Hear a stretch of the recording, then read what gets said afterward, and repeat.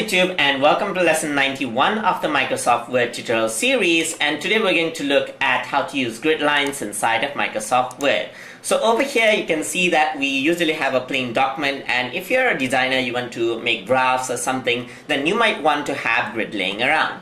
So over here, if you were to insert a shape, for example, if I were to drag in a shape, you can see that there's a freeform right there. So now what I can do is I can actually go to view right here and then go to grid lines. So what this allows me to do is it allows me to actually measure the things I'm making. Let me just zoom this out. The grid side is pretty standard, so you can simply take the shape right here. So let's say I want to make a bar graph. So let's say 1 unit is something over here. Let me just take in a rectangular shape over here. So let me just take this. So if I want to make a perfect square, I'm sure that I can take up these 9 space, and you can see that I can create this exact square just like this. So I can actually go over here, draw it out, and insert a shape right here, select this out, and click and drag just like this. So I can copy and paste this as well, and you can see that it actually snaps onto the grid just like this.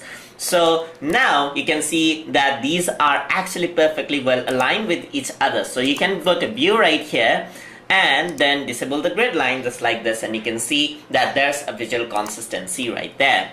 So now you can insert another shape here as well. So you can just click and drag, and you can see that that is how grid works. So you can insert any shape over here and have an arrangement. So you can see that now this is how I take let's say around 7 squares just like this, and you can be sure that these are all well aligned.